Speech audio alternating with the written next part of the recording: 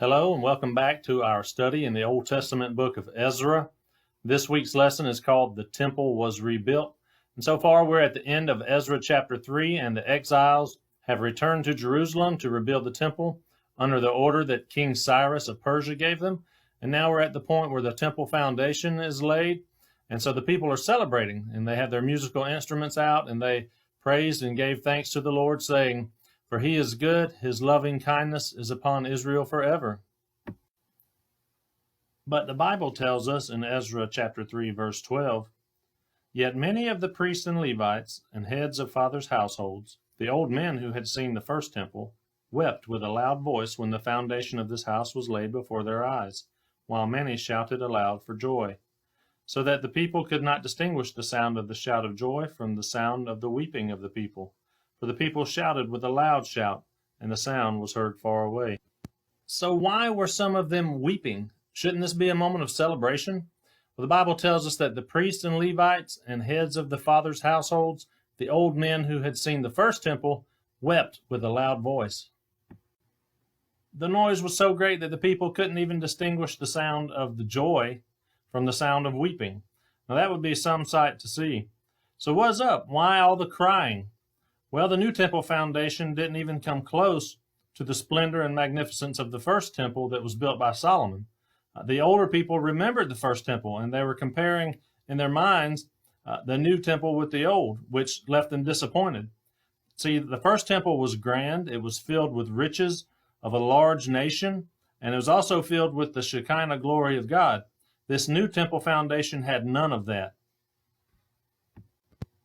The older men who had seen the first temple, well, they were stuck in the good old days, and they didn't have any kind of vision or hope for the future. But many people did. They did have hope and a vision for the future and for the new temple, and they celebrated.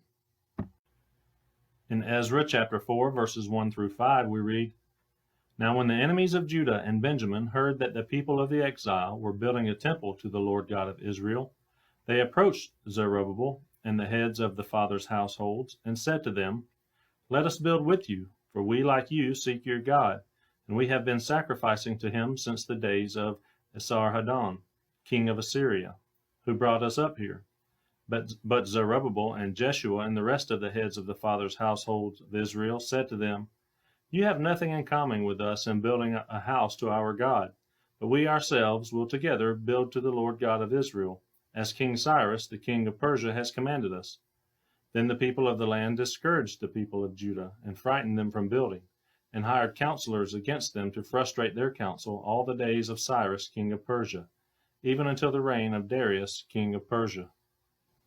Okay, I don't even like how this begins. It begins by saying, "When the enemies of Judah and Benjamin heard that the people of exile were building a temple to the Lord God of Israel, they approached Zerubbabel." Okay, so to begin with, they're enemies. And enemies usually have an agenda. These enemies happen to be Gentiles. You see, when the Israelites were exiled, the few that remained, they intermarried with the Babylonians, and they formed a half-race Jew that the Jews called Gentiles. And the Gentiles had a mixed-up form of superstitious and idolatrous religion, and the returning exiles didn't want any part of that, so they refused the help. So what do enemies do when they don't get their way? Well, they cause trouble. The Bible tells us, "Then the people of the land discouraged the people of Judah and frightened them from building, and hired counselors against them to frustrate their counsel all the days of Cyrus, king of Persia, even until the reign of Darius, king of Persia." Well, if that doesn't bring an end to a celebration, then nothing will. All of this trouble caused a huge delay in the construction of the temple, like 16 years worth. So what's going to become of the temple? They were off to such a great start. Well, we'll dig into it more next time. We'll find out what happens. I'll see you soon. God bless you.